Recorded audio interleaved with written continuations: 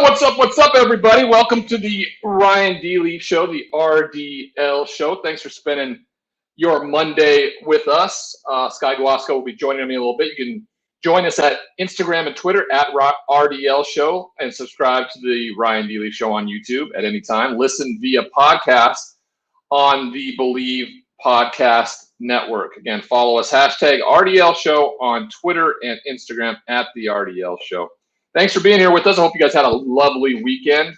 I'm going to be hosting the Rich Eisen Show tomorrow, so anybody who wants to check in on that from 9 to noon Pacific, Rich is going to be out tomorrow, so we're going to be talking a lot of stuff that we're going to be talking about today, things that will carry over. We'll see how far of a reach the RDL Show has if I mention some of the same things I've been mentioning on our show, on Rich's show, and see how far. Maybe a little Brooks Koepka as a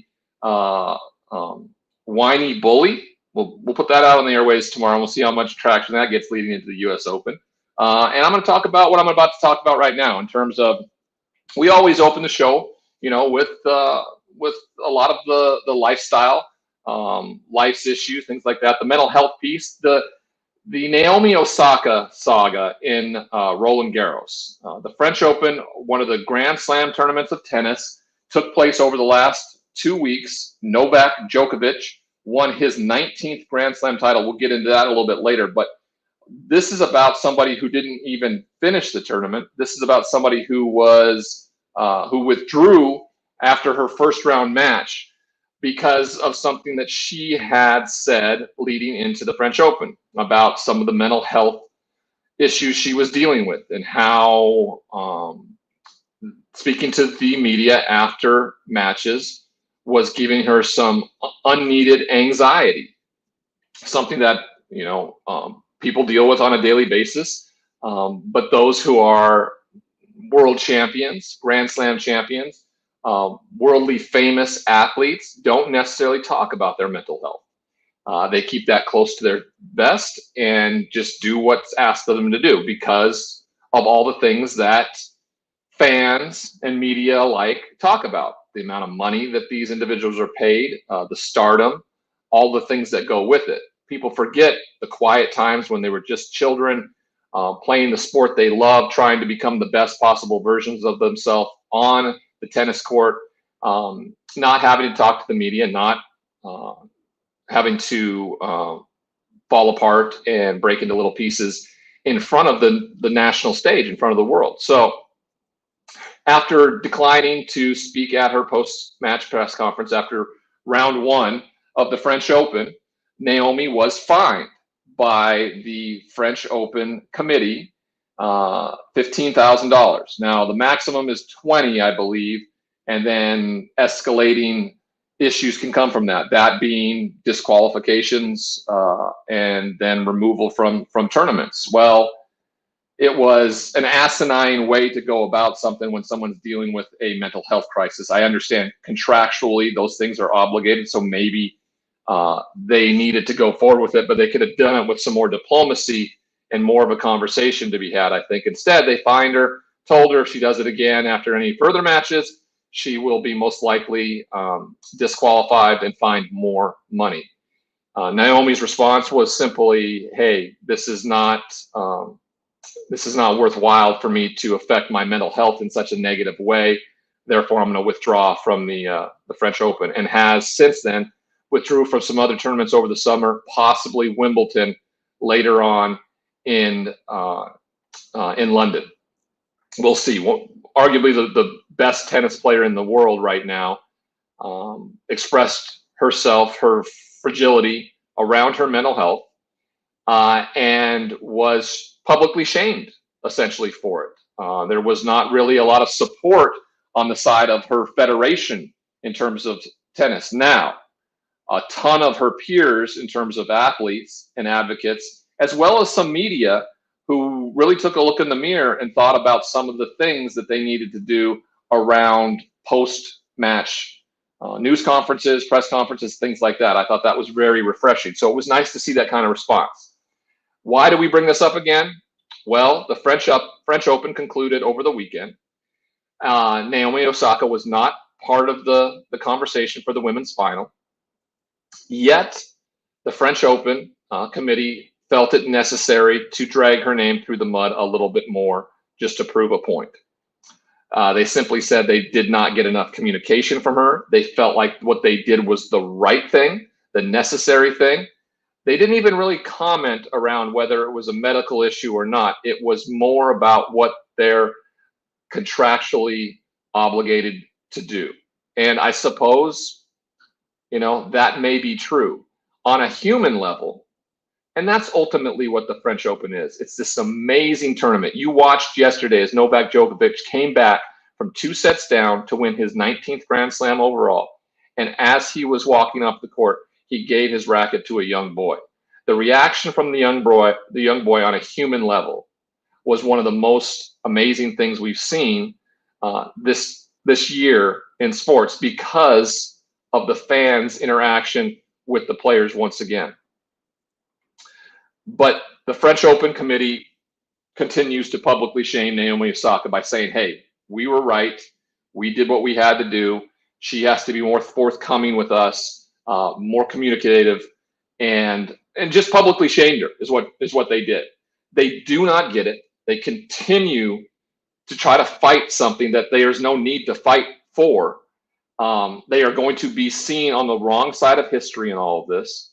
And I don't know if it's a cultural thing, if it's, from being from a different country and having somebody speak out so publicly, vulnerably, in transparency about a medical condition that a lot of people don't understand and know about because it's been so stigmatized for so long.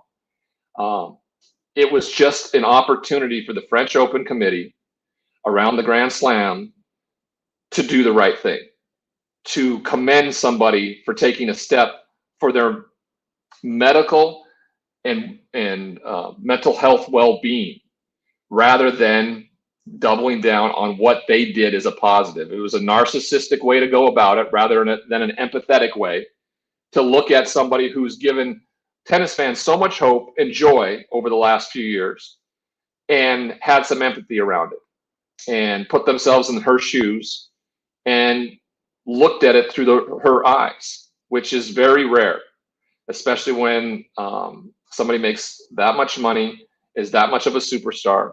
People forget that they are flawed human beings first. They just happen to be extremely good at playing a certain sport.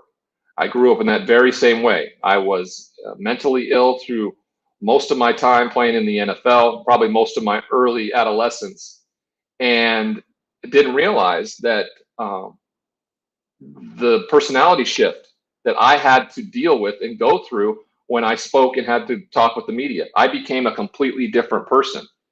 It was like an out-of-body experience. I became this version of myself that wasn't real, almost a caricature, to get through it. And it was that of a egomaniac, boisterous, and confrontational and intimidating. And that wasn't who I was, yet that's how who I became in those moments, not realizing that I was dealing with a social anxiety disorder, because of course it hadn't been diagnosed. It wouldn't be diagnosed for years and years and years. Naomi clearly has been diagnosed with something, decided to be public about it because her life is very public. And instead, the governing body of the tournament that she was in and asking for some relief in this process publicly shamed her once again to end the tournament. Terrible job on their part, because as we saw yesterday when Novak did what he did, winning his 19th championship, 19th Grand Slam of all time, in one of the best matches in a long time for the French Open finale, really should be what it's about, not necessarily what he has to say after the tournament, right? It was the performance on the court is what did it. And if Novak felt uncomfortable stepping in front of a microphone yesterday because of something he was going through in terms of his mental health, his mental wellness, and chose not to do it, therefore, he shouldn't be penalized because of a medical issue. So as we move forward, we bring in Sky. Jonathan and Charlie are off today. Novak's 19th title, I was at a birthday party yesterday. One of my son's friends turned 4 years old, and of course, you're sitting around with the other parents. And I was towards the end of the day, I was just going through the ESPN ticker, and of course, I kept track early on in the morning of Novak's run for a French Open title after taking care of Rafa in the semifinal, getting a relatively unknown in the final who had never won a Grand Slam to this point. Novak looking for his 19th. He got down 2-0 and proceeded to then use it as a cautionary tale of not to try to you do not trifle with Novak Djokovic. He would win 6-3, 6-2, 6-4 in the final three to win his 19th title. Like I said, I mentioned it at the party. The reason I'm telling you why I was where I was at, and I mentioned that he'd come back and won. And the three people sitting around the table gave some of those like disgusting, under their breath, remember, oh God, he is not well liked, right? We're looking through a generational history of tennis where we've seen arguably the three best players we'll ever see. And at first, when we watched Roger Federer go through it with the humility and the respect, we thought, oh, he's the greatest there'll ever be. And then comes along Rafa Nadal, who kind of starts to take down Federer in a lot of, head-to-head matchups. And then you go, oh, Rafa's the best that there'll ever be. He's got 20 Grand Slams with Roger with 20. And then Novak a little bit later through the process, and probably the most competitive of them all because he had to compete against everybody, Roger, Rafa, Andy Murray. Those are the titles he's winning. He won his 19th yesterday. I asked you, Sky, because I asked this question yesterday to the people I was talking to around this.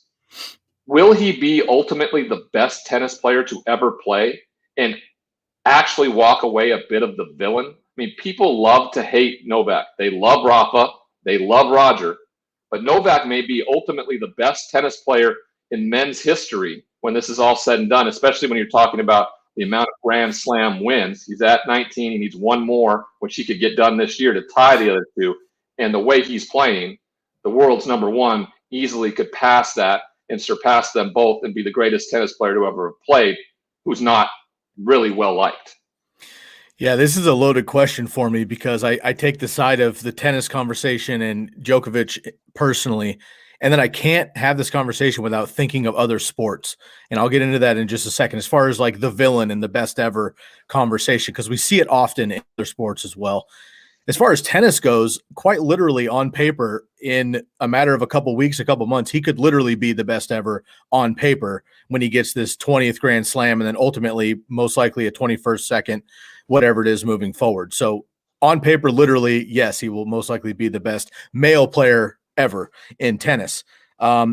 He is also the first man since the Open era in 1968 to win all four majors, twice. So he's been absolutely dominant. And I was just reading before we came on here, his last two matches, Ryan, each one of them was 4 hours and 11 minutes per match. Each one of these was 4 hours and 11 minutes. So his dominance is bar none. And look, Roger Federer was incredible when I was a kid. Rafa Nadal came right behind him. And back in the day, when I was a lot younger, it was Pete Sampras and Andre Agassi as well, right? I mean, I feel like we always have this. Yevgeny Kafelnikov was dominant for a long time as well in tennis. We just wanted to say that name. I get it. It's funny. I was a big fan of his growing up. My quick side note, my best friend growing up, his brother is a big time tennis player. And I knew nothing about tennis outside of when I went to their house to play and have sleepovers. They would watch tennis nonstop and the game a little bit. So yes, Yevgeny Kafelnikov, look it up. I did want to kind of merge this into sports though a little bit. And I'll think of football off the top. So you have like the earlier days, right? You have Terry Bradshaw winning the 4 Super Bowls with the Steelers, morphed into Joe Montana. Like that couldn't be done. Then Joe Montana comes in and takes it over. Obviously, Dan Marino didn't win his Super Bowls, but he was the best quarterback of his era and doing things that nobody had seen done. Then Peyton Manning shows up. Then Tom Brady shows up. Then you have Patrick Mahomes and Aaron Rodgers now in the conversation. So yeah, baseball or basketball as well. Michael Jordan, Kobe Bryant, LeBron James. Who's next? I feel like, yes, Djokovic will be the best. There's not a next men's player though. Not yet. There's not a next. Even during the span, you had guys coming up the ladder, like winning a couple majors along the way. No one is even close to Novak right now in terms of Grand Slam. No one is even touching the cylinder of what that's going to look like. It hasn't. This is strange. These three have dominated for the last 2 decades of tennis, but there was always somebody, to your point, that was nipping at the heels, that when the other guy started to trend down just a little bit, the next one kind of stepped forward. And there isn't one in men's tennis right now. Could you, Ryan, that's a great point. Could you liken that to maybe what we've seen in golf? And Jack Nicklaus was in a league of his own forever, and then years and decades go by. Then we have Tiger Woods, and right now there are people playing, but nobody's close to Tiger currently. Is that maybe a similar gap that, again, right now it could happen, but in 20 years, maybe we have the new Djokovic that comes up in tennis. It just seems to always kind of revolve, and there's somebody chasing at all times these incredible benchmarks. Well, there has been, like, to your point, you named up a bunch of people, but there just isn't anybody right now in men's tennis. I mean, Novak is just dominating it to a point right now where we haven't seen that baton passed in any way, shape, or form. Nicklaus kind of passed it to Tom Watson a little bit, Watson to Faldo and Greg Norman, those two on to Tiger Woods, essentially.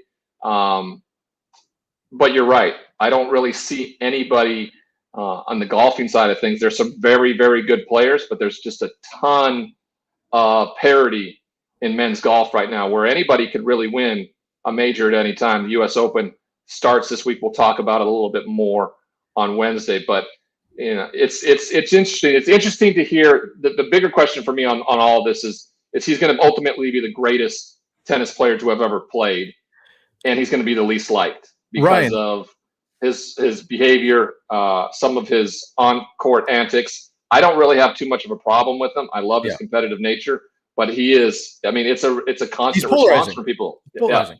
Ryan, before we move on, Eric Davidson, shouts out to Eric coming in. Good to see you, buddy. He brings up your point right here. I really don't know why I can't stand the guy. So it literally doesn't have a reason, but he can't stand the guy. But I have to say he'll go down as the greatest of all time. Question before we move on here, Ryan. Can you think of a more polarizing player? I think of LeBron James right off the top.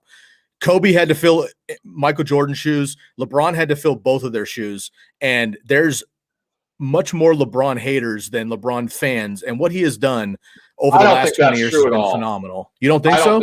I don't think I think that is a silent minority, or there's a silent majority around LeBron. I feel differently. LeBron James. Yeah. I think I'm just thinking of with the rounds I've made, working at ESPN, working for SiriusXM, there are more people who believe LeBron James is an unbelievable talent and star. Now, is that a media thing or a fans thing? Because I think those are different conversations. I think it's both. I've had fans call into the shows, and it's been heavily lopsided in terms of LeBron James. Okay. In favorite than it. I think I that's lean that way. true. I think he's amazing. I hear a lot of. So do I. Can you think of another player, Ryan, that maybe has in the conversation of their respective sport, in the greatest of all time conversation, which you can always dissect those people, but maybe is just not the fan favorite or won't go down with the legacy of great person, everyone roots for him, and they're the best. Is there anyone else you can think of? Usually when you're talking about the greatest of all time, there's a high likability factor in terms of who they are. I mean, when you get to that point at the end of your career and you're considered one of the greatest of all time, I mean, hell, Kobe Bryant withstood a rape charge and a civil conviction on that to come out the other side and be thoroughly loved for not only his contribution to basketball, but his contribution to women's basketball post-career and what he did off the basketball court. And that's saying something, because that's his heinous crime he was convicted of civilly and accused of. So if you are good enough at what you do at the end of it all, and you're considered the greatest of all time, one of the greatest of all time, you're usually well liked. I'll have to really think about what that looks like. This could be one of the first where Novak is maybe the best who ever played men's tennis, and it would finish, 5th, 6th, 7th in terms of likability, in terms of the greatest of all time conversation that we've talked about the last few years. So, right. All right, greatest of all time, SUNFARE. That shit is good. Today, turkey bacon burger was for lunch this morning. A little chocolate chia pudding. Oh, it's a good day for SUNFARE. Personalized, delivered, healthy meals. It's transformed my body. We're coming up on a year. It's been 11 months and 11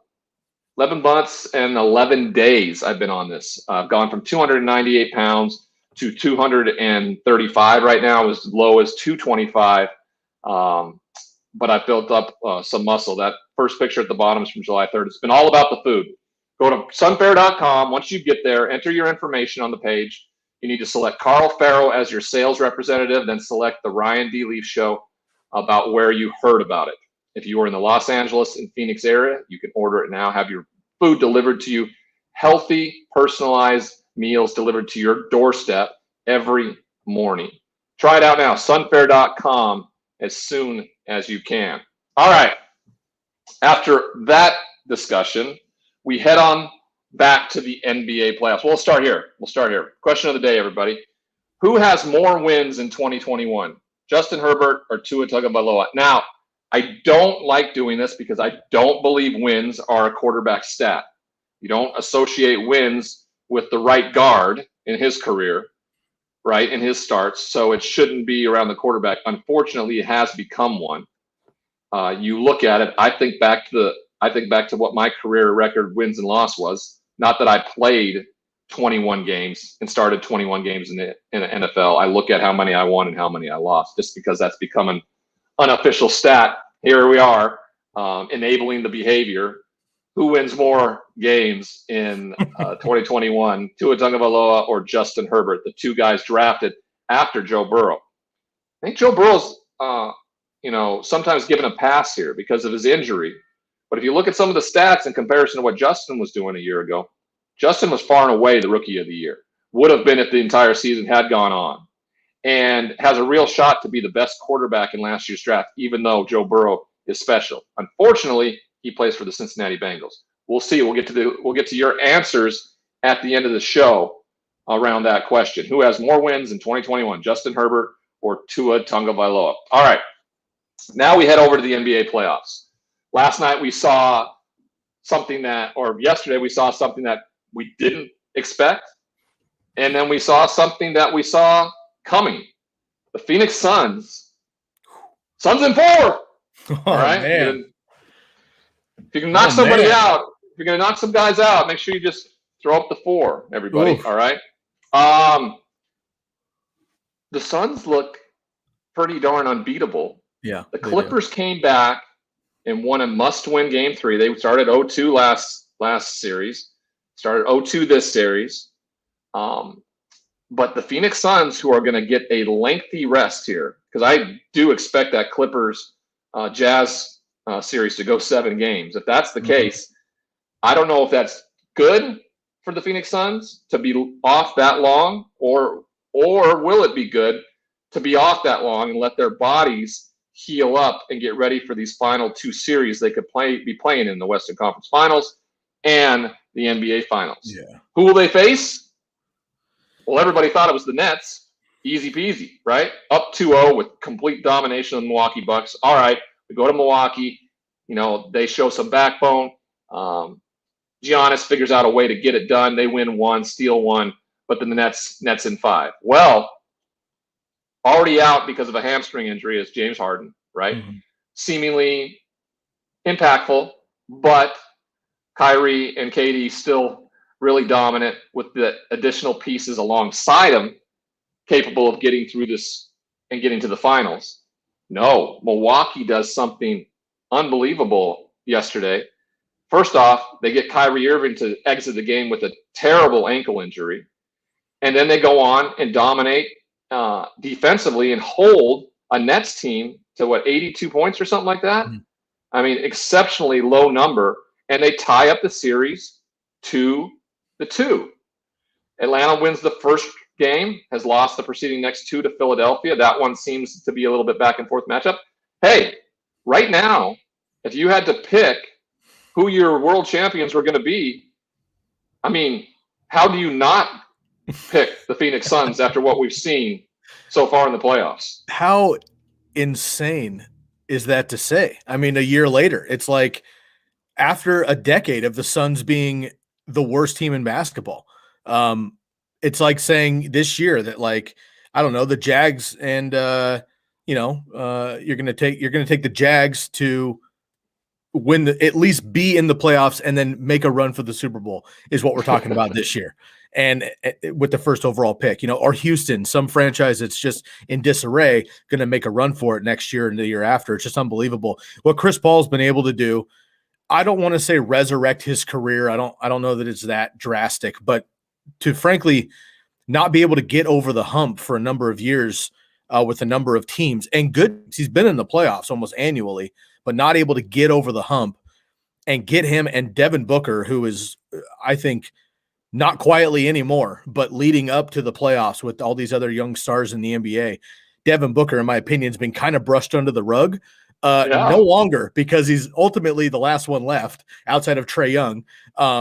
And he's just and Devin Mitchell, but absolutely on fire. I mean, just incredible player. And the Suns, I think you're right, Ryan. I mean, the Jazz are a good team. They're solid. If Devin Mitchell stays hot, like, they're going to beat the Clippers, I think, and move on and play the Suns. And that's going to be an incredible series in the West. In the East, though, if they don't have Harden and they don't have Kyrie Irving, I don't see Mike James and Kevin Durant. I don't see them beating Giannis and Middleton. I mean, they're not going to be able to get that done. If they don't win in Brooklyn in Game 5, it's over, in my opinion. If they go back to Milwaukee with a chance to win it, I think they will. If Kyrie and Harden are out for any significant time, it's toast, unfortunately, because we've seen this with Steph Curry, one of the best players in the game, best shooter of all time, whatever. Scores 50 points, 40 points a game for the Warriors. You double, triple cover him. The Memphis Grizzlies took him out, essentially, and the rest of the team couldn't beat him. And if you do that with KD, he drops 50 points, doesn't matter. The whole team scores 80, they're going to lose. So that's really challenging for the Brooklyn Nets at this point, who were the favorite, you're right, Ryan, coming into playoffs. The other side, I think Philadelphia finally has cleaned up a little bit. Embiid was banged up. He seems to be all right.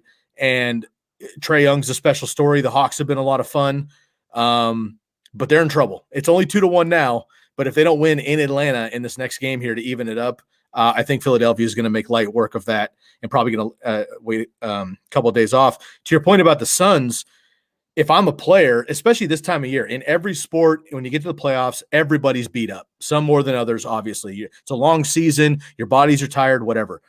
Yes, they might get a little lethargic. We've seen that happen to pro teams. But having 7 to 10 days off potentially, if that other series goes to 7 games, that can only be a win for the Suns, who are playing extremely hot. So you don't really want to cool that fire too much. But to get healthy and come in on a team who's coming off of a hard-fought 7-game, 6-game series – to then come in fresh and healthy, that's got to be a win for the Suns. Yeah, they look exceptionally good. Chris Paul looks like the MVP of the league. He made the right now. I agree.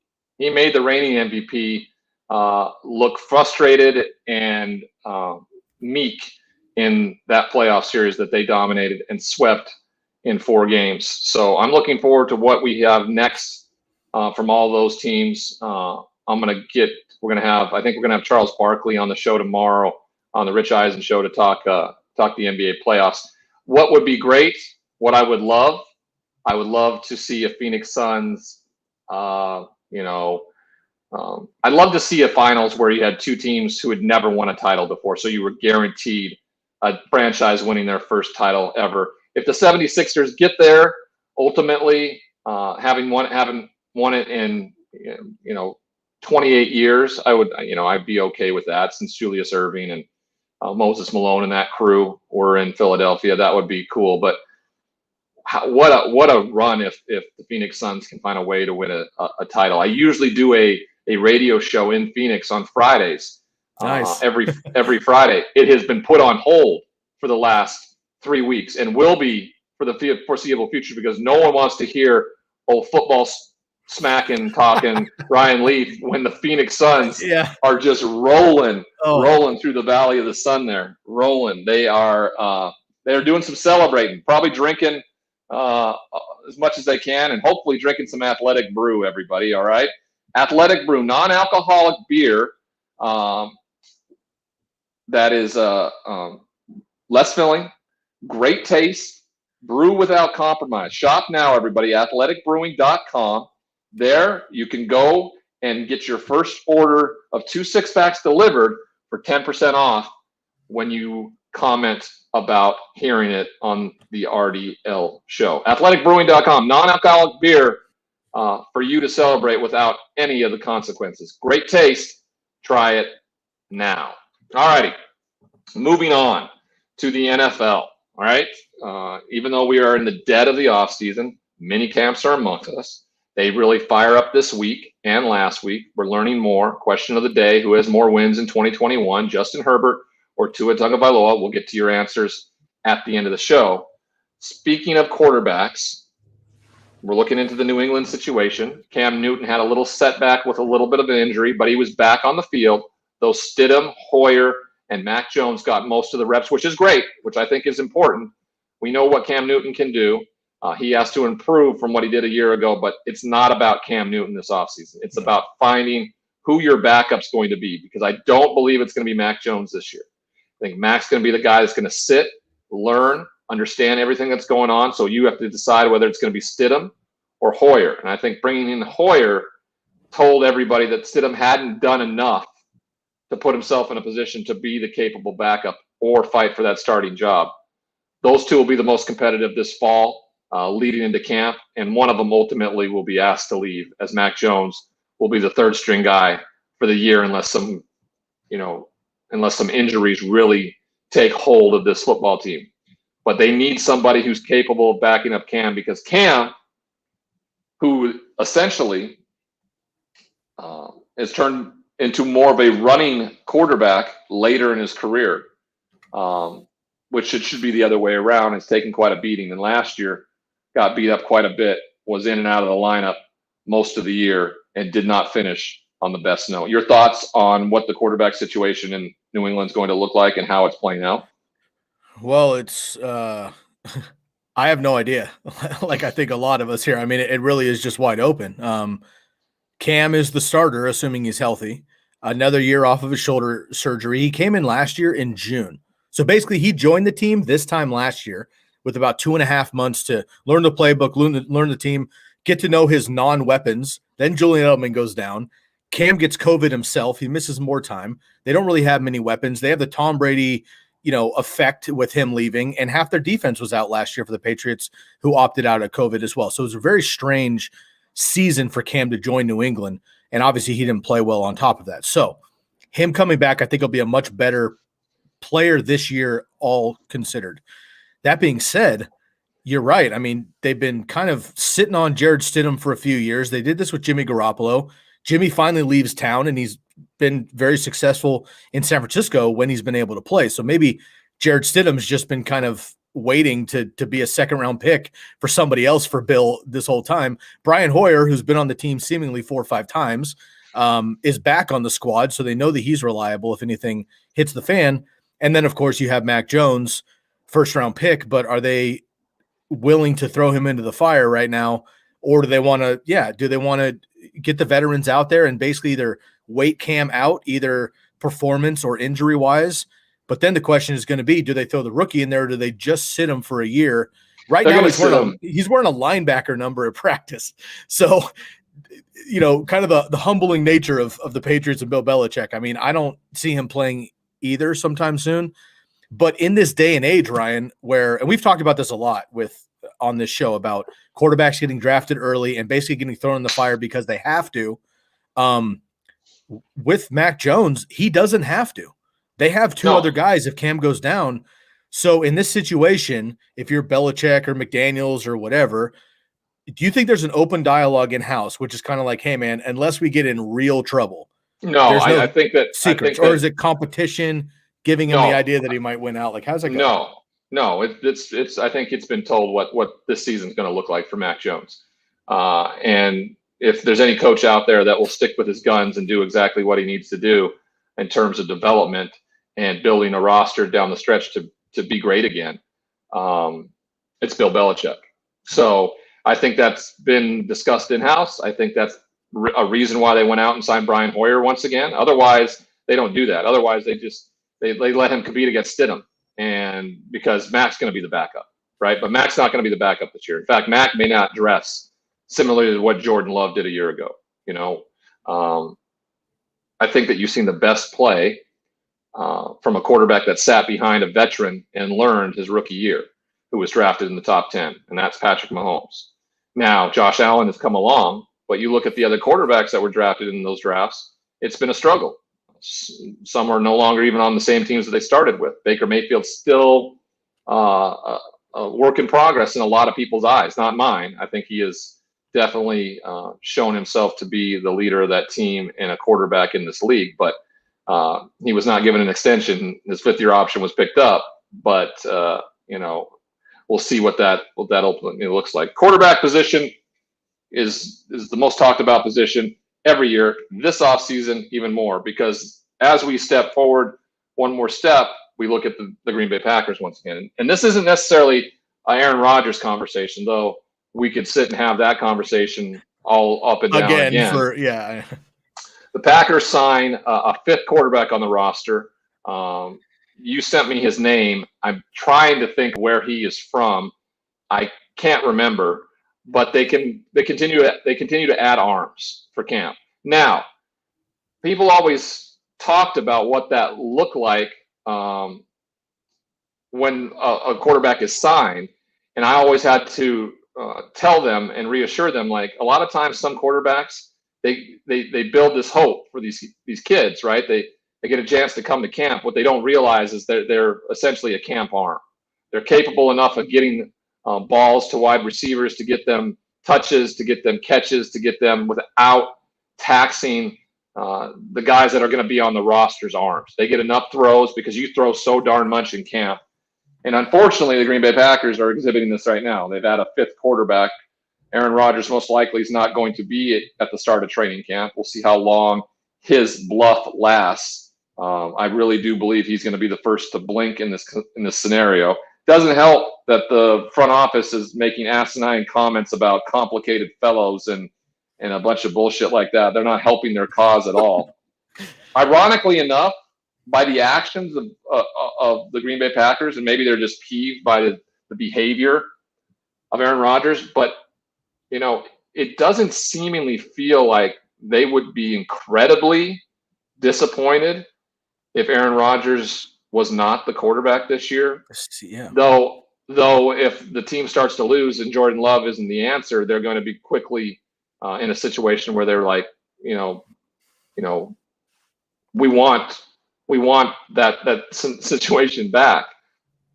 Again, if there's anybody who's watched our show over the last 2 months since the draft, you'll be quick to understand that I think clearly that Aaron Rodgers is going to be the starting quarterback for the Green Bay Packers when the season actually starts. Green Bay holds all the cards. Aaron Rodgers has just too much to lose. He has a legacy that he has built that he could lose. He has a bunch of money that he would have to return and give back, as well as forfeit a huge salary this year. There's just a lot that Aaron Rodgers has no control over, though he is trying to control it right now. Ultimately, I think he gets back. He's a starting quarterback. The Green Bay Packers are the best chance for him to win a Super Bowl. I think it would be incredibly powerful for him to find his way back to the Super Bowl somehow to try to win another championship in the face of Ryan Gutekunst, though Ryan would definitely walk away with a Super Bowl ring, so it would end up being a win-win. I think Aaron wants to win a championship in somehow, shape, or form, not allow Ryan to be a part of that conversation. I think that's ultimately more about what this is about than anything else. Yeah, I agree. I do think Aaron Rodgers ultimately does play. And Ryan, you've mentioned multiple times on the show, the only person we haven't heard talk about this is Aaron Rodgers himself. So until we hear the source say something, I'm going to keep, my mind open either way and prep. You guys know I'm a big fantasy football guy, which I won't get into, but having to prep the team and everything else with and without Rodgers, in fantasy football is a big deal. So I'm keeping my mind open. I want to give a scouting report quickly here, Ryan, on your buddy Jake Dolgala, Central Connecticut, signed up with the Cincinnati Bengals in 19, joined the Patriots in 20, now with the Packers. Also, fun fact, a fellow 6'7"er. Too tall. There you go. Yeah. Too tall. Good for him. Good for him. Hope he gets a shot. He's up against some pretty good quarterback play there. Jordan Love, Blake Bortles, Aaron Rodgers. Who are the other two? You know? It's a good question. Not off top. Well, you just mentioned one of them from Central Connecticut, but then there's another guy on the roster. I don't quite know who that is. All right. Again, question of the day: who has more wins in 2021? Justin Herbert or Tua Tagovailoa? We'll get to that here momentarily at the end. But I have a question for you, and it's been something that's kind of been circling the drain a little bit after last year's embarrassing loss by the Kansas City Chiefs. A team that looked as dominant as anybody all year long, and the previous year when they won their first championship with Andy Reid and Patrick Mahomes. They needed to fix the O-line. They addressed it immediately. Now, they just lost Kyle Long with a knee situation. He came back after a retirement year and looked the part and looked ready to take over as the starting right guard. He's out for an extended period of time. I don't know if it's something we can look forward to him being ready for when the season starts or whether it'll be something down the line. But it looks like they're going to have to move off of that. Maybe rookie Trey Smith from Tennessee gets a look. We'll see. But that's the issue. The offensive line, they addressed it. They seemingly put themselves in a good position. If that's the case, they have to be the runner-up favorite for this year's Super Bowl behind the Tampa Bay Buccaneers. Yeah. If that's the case, who in the AFC actually becomes a challenge? Who is their competition this year once the season kicks off? Yeah, it's a tough question. They did fix that offensive line, though, which is huge. Orlando Brown coming over from the Ravens, and they get Tardif back, who opted out last year as a doctor in Canada, opted out last year with COVID going on, so he's back as well, so that'll help. It might be too quick, but if Baker can just if Baker doesn't lose games, and I just mean if he doesn't play careless with the football, things like that. He lets the run game win, lets the offensive line win. That defense has been improving in general. The defensive line, I think, is great. The linebackers are awesome, and the secondary is much improved, and I really believe in Kevin Stefanski in general. The Browns over the last couple of years is the only team outside of the Buccaneers, outside of a random Raiders win where the Chiefs didn't play that day, to come close. And Mahomes or not, the Browns should have beat them in the playoffs last year, and they didn't. So I'm going to actually throw my hat in the ring with the Browns. The Ravens, I think, have a chance, but that defense has been a little bit depleted this year, and Lamar Jackson, unfortunately, hasn't done it in the playoffs. And I want to say the Titans, but I don't think I can believe in that defense yet either. And then Buffalo Bills, I think they're kind of a dark horse to do it, and they could do it. It's just a matter if Josh Allen can show up that day. So ultimately, I think I'd put my money on the Browns, but I think the Bills have a chance as well. Interesting. It's funny to hear people, yourself included, starting to have faith and confidence in a Browns organization that has been the doormat of the NFL for decades. That's an interesting pick, but it's a very viable one. It's we'll see. 1 year. I mean, they haven't won a championship and made a run. 1 year doesn't mean anything to me. One hit wonders for me mean nothing. So sure. This is future betting again. A team that has not consistently shown up when they've had an up year. They've followed up with a down year. They have not been consistent. This is what needs to be the case. Kevin Stefanski in year 2. Do defensive coordinators catch up? What do? They have great talent, the skill position players. They got better on defense. I'm with you there. They added Jadeveon Clowney, as a bookend with Myles Garrett. We'll see. He didn't work out last year in Tennessee as a pass rusher. Let's see if it works out in Cleveland opposite Myles Garrett. They could be really, really good, to your point. Buffalo, for me, is the team. They simply play in a division that they can control. The Jets are bad. New England, we don't know what we're going to get. Miami, we don't know what we're going to get. They have a chance to solidify themselves as the AFC East guys, to win the division, put themselves in a position to rival the Chiefs again. Unfortunately, the chance they did have, they looked miserable in that AFC Championship game. Josh Allen has been much improved. The biggest thing for them in the offseason is the fact they went into the AFC Championship. Not just because they went on and got to one step away from the Super Bowl, but because they went that long, no other teams could interview Brian Daboll. Mm-hmm. And Brian Daboll then, therefore, could not get a head coaching job and is still the offensive coordinator in Buffalo, which I think has made a huge difference for Josh Allen's development and that offensive team moving forward. So I'm going to go with the Bills, and I'm going to go with I'm with you with the Browns. They are a team that has a chance to be in that conversation. I wonder if there's an AFC team that a lot of people are expecting. I think is one that's going to step up and do some things this year. I think it's the Indianapolis Colts. They have been built. They have been built by Ryan Ballard. He has won at the draft picks with mid-round guys. Their extension.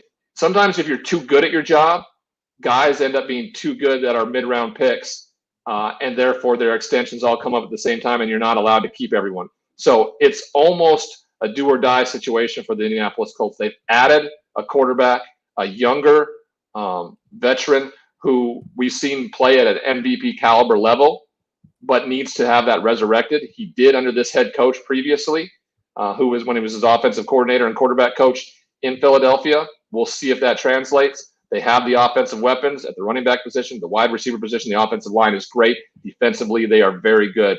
That's a team that I think could ultimately step up and make some noise in the AFC. I like that call. All righty.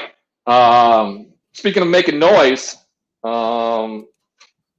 let's shake up some Bomb Banana, everybody. I don't know if you guys know this or not. Bomb Banana is a hot sauce that we endorse here on the RDL show.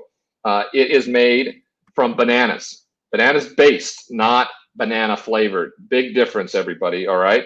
It's made from real bananas. There are two versions. One in a white label bottle is more mild hot sauce, and then there's the Mooey Mooey. It's a red labeled bottle of Bomb Banana. Do we have those to throw up on the screen there so everybody can see, Sky? Sure do. Bomb Banana. There we go. There's the white bottle, the Mooey Mooey, a little more hot sauce there on your right, or on my right. And so I want you to go to seekthespice.com. When you get to seekthespice.com, all one word, today you can receive 10% off your first order by using the promo code LEAF. That's LEAF at checkout. Bomb Banana hot sauce, everybody. Come check it out. All right. Before we get into the question of the day, which of course was who has more wins in 2021, Justin Herbert or Tua Tagovailoa, I wanted to mention a little bit about the NHL. We don't talk about hockey that much on the show. And the only reason I have a little interest in this is because the New York Islanders are a team, or maybe the little engine that could, is what's going on right now, okay? Semifinals, Vegas Knights versus the Montreal Canadiens. And then you have the New York Islanders versus the Tampa Bay Lightning. Now, the Tampa Bay Lightning seemingly are the better team in all this. But sure enough, the defending champs, the New York Islanders, go to Tampa last night and upset them on the road. Again, my friend Kevin Connolly, friend of the show, just had a little baby girl about 2 weeks ago. And I told him, I said, this is all she's going to know. She's already being influenced to be an Islanders fan because you are. But all of a sudden in her life, they're going to be Stanley Cup champions. And that's going to be like, that's all you know. It's a crazy good story. I don't know if they can maintain it. Hockey series can shift on a dime depending on hot goalies or whatnot. But it's been fun to watch. It's been fun to watch through Kevin's eyes because I'm a Pittsburgh Penguins fan. They have not been good. They've been out of the first round the last 3 years. I think Sidney Crosby is slowly, as one of the greatest players to ever play, who didn't win as many championships as people thought he was going to. The Islanders are doing something that's really interesting. So it's been kind of fun to watch it through other people's eyes. I don't know how incredibly interested I am, but I just wanted to throw a little, good-spirited story around hockey in there before we get on to the question of the day. I love it, and I'll just add in here that again, it's a little bit of this dark horse, and the nature of the team I think is fun. I think back again. I grew up in the Bay Area, and when the A's won 20 plus games in a row, and they were on this incredible win streak. The Moneyball movie is about this, basically, if you haven't seen it. Anyway, the nature of that team was hard to root against. They're like a bunch of blue collar guys, kind of a button down nature in an otherwise suit and tie, professional setting. The guy had mohawks and just kind of like loosey goosey, and having that kind of energy is fun to root for, right? They're kind of they're as close to the everyday person as we can get to relate to professional athletes when they act like that. And it's fun to see them being successful. And again, going up against the defending championship, stealing the first game is huge. We know, we just talked about this in the NBA. It's a long series. This could flip overnight. Maybe it's for none, but this is a lot of fun so far. And the Islanders for the second year in a row are in the semifinals and couldn't get past it last year. Let's see if they can do it this year. Yeah, looking forward to how this plays out. This is a fun time of the year when the NBA finals and the NHL finals overlap. Makes it for a fun finish to the final before Major League Baseball enters into the fall as well as NFL and college football. So, all right, let's get to our question and answer portion of it. We did not have a lot of interaction from our fans today in terms of this question, but we can look in terms of what this looks like. Who has more wins in 2021? Is it Justin Herbert, who was taken 6th overall last year, or Tua Tagovailoa, who was taken 5th, but considered to be much better and an easier decision by the Miami Dolphins at that spot? I want to pull up their schedules for next year. I think this would probably be the best way to kind of go about doing it. I'm going to go with the Chargers first in terms of schedule next year. Their preseason games, they have they get to stay in their home stadium with the Rams. They get to deal with the 49ers and the Seahawks before they head to the regular season. All right. Well, the AFC West takes on the NFC East next year, a division that got a playoff team in with 7 wins. They go to Washington to start the year. Chargers right now are a 1-point favorite in that game. Therefore, really makes me believe they are a favorite. Usually the home team has a 3-point situation. They then host the Cowboys. They go to the Chiefs. They host the Raiders. They host the Browns. They go to the Ravens. They host the Patriots. They travel all the way across the country for a second time to play the Eagles. I always look at those things. Yeah. They host the Vikings. They host the Steelers. They go to the Broncos. They go to the Bengals. They're home against the Giants. They battle the Chiefs for the second time. They go to Houston. They get the Broncos and the Raiders. Now, with what we saw a year ago from Justin Herbert, I would expect good things, if not great things. My only hesitation, of course, is their choice to replace the offensive coordinator. They decided to fire Anthony Lynn to move on to a new head coach, and that means add a new offensive coordinator. So that means Justin Herbert in year 2 has to learn a whole nother offense that he excelled in a year ago. 4,000 plus yards, 30 plus touchdowns as a rookie. He is used to it. He went through a lot of that at the University of Oregon. It was a big reason why I don't think we saw the best of him during his time there, and was maligned heading into the draft, not considered one of the higher of the 3 picks that people were talking about, though he may end up being the best of them all. You want to do what's best for your quarterback, your franchise quarterback, the guy that got you Rookie of the Year. Going out and starting and transferring to a whole new offense seems counterproductive to where they were going. That in mind makes me think that they're going to struggle a bit, and he's going to have a bit of a sophomore slump. Not that they won't ultimately be great and won't be good down the stretch in years to come with Justin Herbert. I just think learning a whole new offense with a new head coach in a very difficult division, they're going to struggle a bit, and ultimately Tua and the Miami Dolphins have a better year. The Dolphins, of course, play in the AFC East. They start out the season with both of those games. They at the Patriots, where New England is a favorite. They host the Bills. They go to the Raiders. They host the Colts. Then at the Buccaneers. Boy, those are two games that we're going to find out a lot about Tua and this team, right? The Colts come to town, and then Miami heads up north to the Panhandle to take on the Buccaneers, the defending world champions, all right? Dolphins take on the Jaguars, the Falcons, at the Bills, Texans, Ravens, Jets, Panthers, Giants, Jets, Saints, Titans, and they finish off with the Patriots. Defensively, I think they're much better, and that's hard to imagine after a team that did well this year. Those first 5 games are going to let me know whether Tua is the starting quarterback the rest of the year, or if Jacoby Brissett is going to take this team home to manage, because we're going to find out a lot in those first 5 games about Tua Tagovailoa. Ultimately, I think he loses his job, but I think until that time happens, you got to lean in the direction of Justin Herbert, no matter what it looks like next year, whether it's a sophomore slump or not. I think he wins more games as a starting quarterback because I think he just has more opportunities to start, because I don't know if Tua makes it past week 5. I agree. I did a little wins and losses over here, and I kind of have a tale of 2 seasons for Herb, at least. Starting off with, in division. So, I mean, they're going to do this every year, but he goes again, East Coast opening day, East Coast and Washington. I know they're the favorite, but that's a tough game. Great young defense. We'll see what they bring.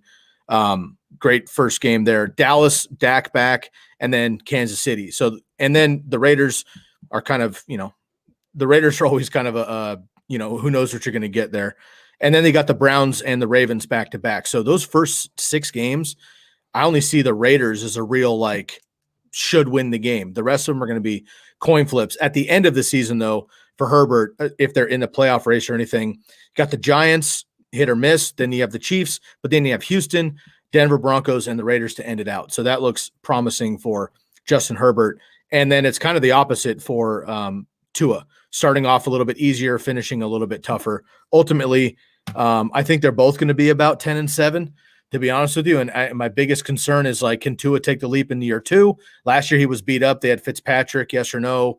And they have new coaching there. And then with the Chargers. So a little bit confused, but I think they're both going to be about 2-7. I don't want to cop out here. So I'll just take the homer pick and go with my boy Herbs. All righty. There you go, fellas. Justin Herbert's going to win more games in 2021 with a stat that doesn't exist. That's the RDL show. We pander to everybody when we need to. We'll be back on Wednesday to cover all the mini camps that are going on, all things the NFL, all things NBA. I will be on the Rich Eisen show tomorrow from 9 to noon Pacific to catch you up on everything that we pretty much talked about today. Of course, we'll get into a little bit more tomorrow as well on Wednesday. Thanks again for joining us from Sky and Ryan here at the RDL show. We'll see you Wednesday. Thanks for being here.